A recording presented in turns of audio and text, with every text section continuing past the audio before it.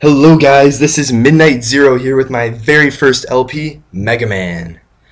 Now, the story goes that Dr. Light created 6 robots to help the environment that you can see here. Now, the evil Dr. Wily took them and reprogrammed them to help him take over the world. And it's our job as Megaman to take him out. So, we will start off with Bombman. Now, Bombman was originally created to help clear debris and help with construction in junction with Gutsman, who, I don't know how it works, but Gutsman is actually weak to Bombman's weapon, but I'll get to that in a second. You'll notice here we have some nice graphics. To be honest, I have no idea what those big things in the background were, but it doesn't matter, we're just going to move on.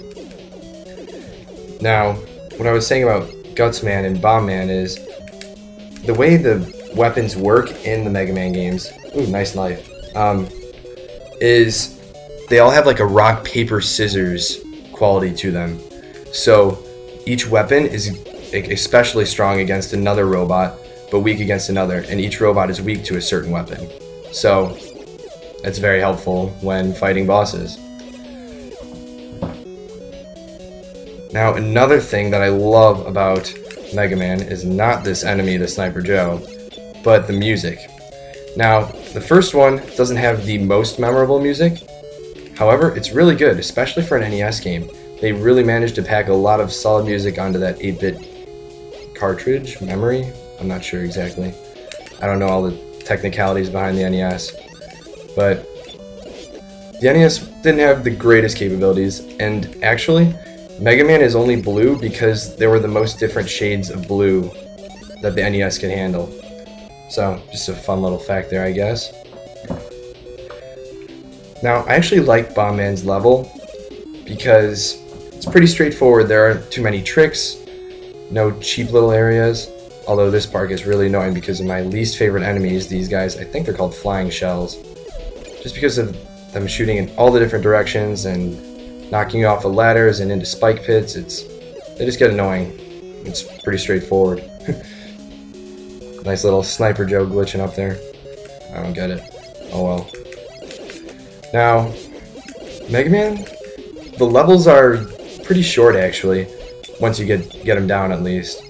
Some of them can be really hard. I remember the first time I played this game, it was unbelievably difficult and I never thought I'd be able to beat it. But now, I can get through levels in merely a few minutes. But the thing that I love about Mega Man is it never gets old. You can always have fun.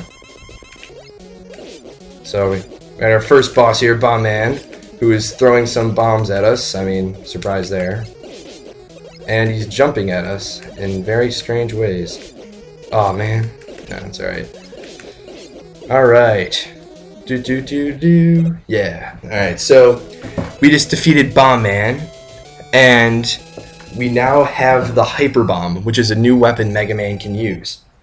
And it has a large radius, but I'll be sticking to the original weapon for most of the game because it's what I'm most comfortable with.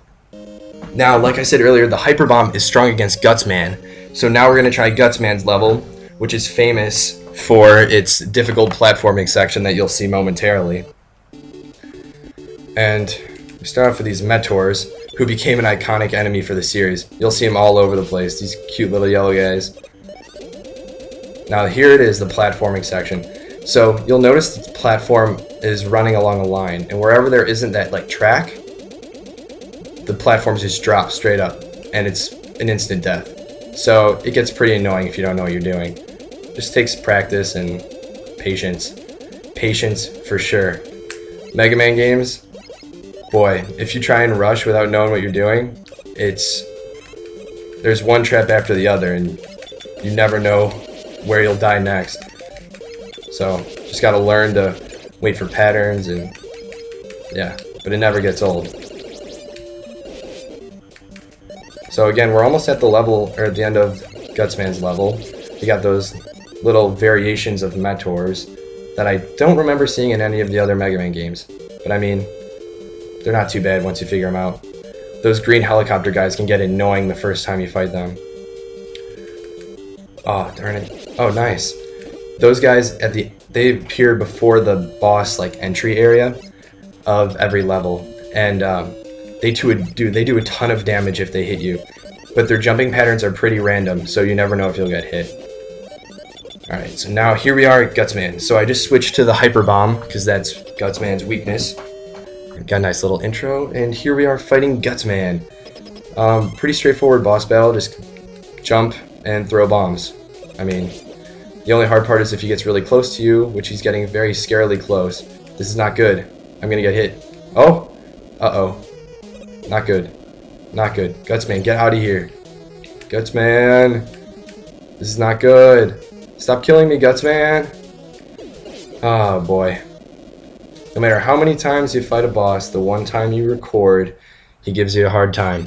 Usually, you can beat him in 3 hits really fast without getting hit, but just my luck, Gutsman comes right up on that platform and gets me. Oh well. So, now we have the Super Arm, which will help us throw large blocks, which will be especially helpful against Cutman, who has ceramic titanium, I don't know who made that up, blades on his head that were originally intended to cut timber. And, I mean, if you could create a robot to help society, I would not create a tree cutting robot. But, I mean, it has its uses. It's just there's so many other more helpful things out there. But, I mean, that's Dr. Light's problem, so I'm just not going to worry about that. You'll see throughout all of these Mega Man games, he comes up with a lot of robot ideas. Well, actually, it's Dr. Wily, but these Capcom producers never run out of ideas. Though some get pretty crazy, like Sheepman, which I will never, to this day, and never will, understand why they decided to create a Sheepman. Oh well. So here we are with Cutman's level, and we could have gotten a little jump around the side there, would have made things easier, but missed, and oh well, I'm not going to go for it again because I don't want to waste the time.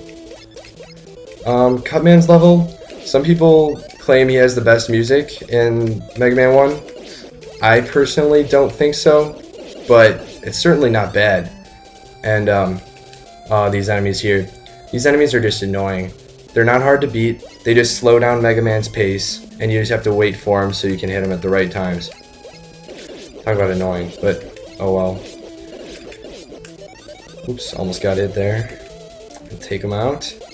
Oh, you'll also notice that those red orbs, they don't really do much. They add to your score. And this is, I believe, the only Mega Man game with a score.